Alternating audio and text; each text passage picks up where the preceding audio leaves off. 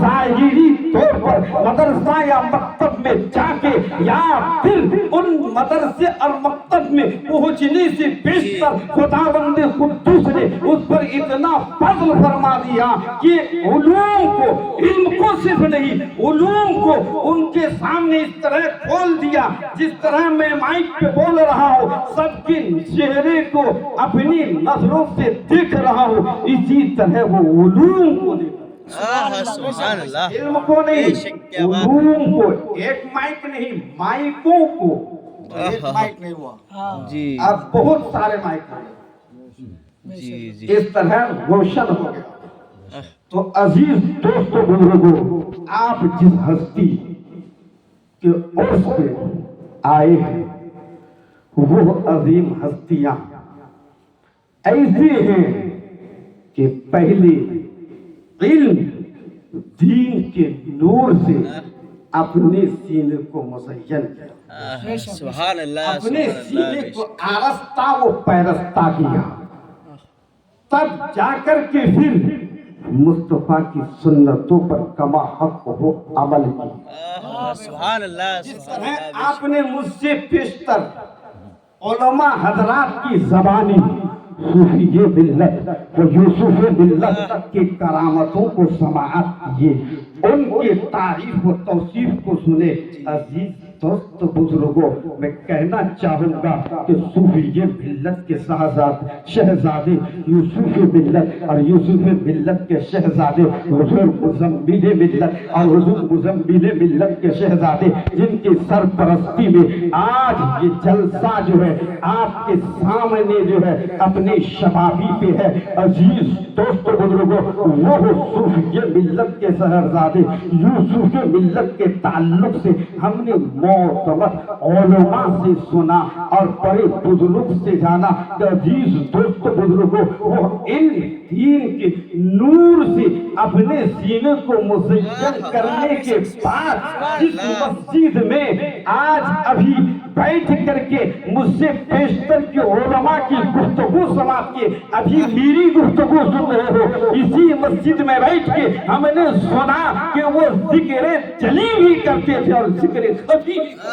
سبحان اللہ، بے شک، ذکر جلی کا مطلب ہوتا ہے جس طرح ابھی آپ مجھے دیکھ رہے ہو جسمانیت کے ساتھ بول رہا ہوں، جس میں ذکر خفی کا مطلب ہے جی، بندہ موجود نہیں، ذکر ہو رہا۔ سبحان اللہ، سبحان اللہ، بے یوسف ملت ایسی عظیم ہستی کو کہتے ہیں، شک، اس عظیم ہستی کے شہزادے کا نام حضور مزمل ملت ہے، نبیرے کا نام حضور خالد ملت ہے۔ عزیز دوست بزرگوں، میں آپ کو اور آگے چلوں تو ذہن کو حاضر رکھیں، اب یہ ان کی اولادیں ہیں، کہاں سے؟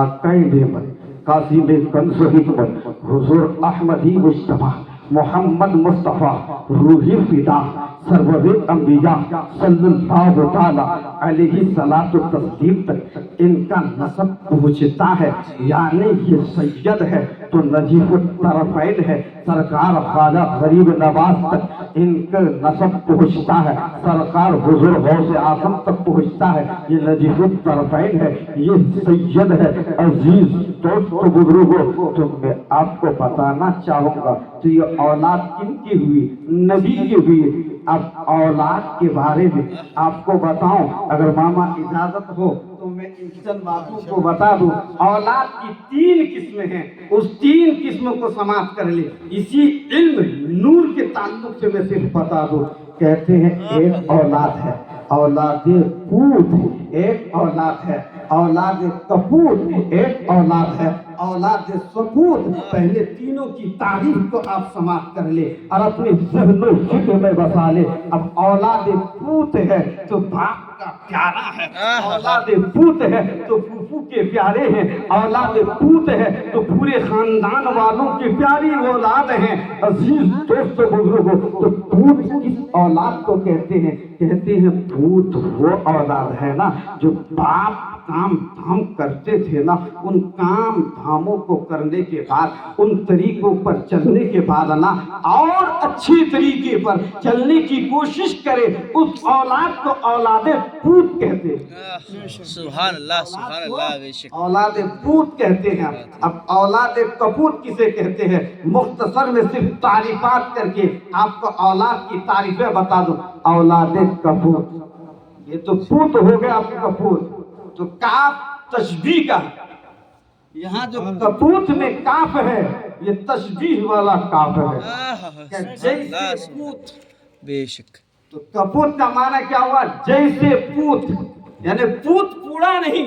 पूत की तरह। माइक ये भी है, एक दूसरा माइक लाके मेरे सामने खड़ा कर दूं तो मैं कह दूं माइक इस माइक की तरह, यानी इसकी तरह पूरा नहीं, इसकी तरह उसकी आवाज में, उसकी बनावट में किस तरह, पूत की तरह मुकम्मल में नहीं, बल्कि पूत की तरह बिल्कुल अन और मिन पूत नहीं, पूत की तरह। तो काफ तशबीह का है। अजीज दोस्तों बुजुर्गों, अब कपूत औलाद वो है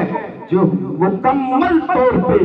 पूत तो नहीं मगर बाप जो तौर और तरीके पर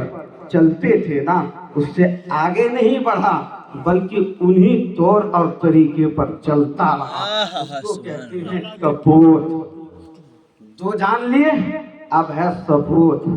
कह रहा सपूत वो औलाद है न बाप के तौर तरीके पे चला, न बाप के तौर तरीके पर चलने के बाद और आगे के चलन पे चलने की कोशिश की, वो औलादे सपूत है, वो औलादे सपूत है।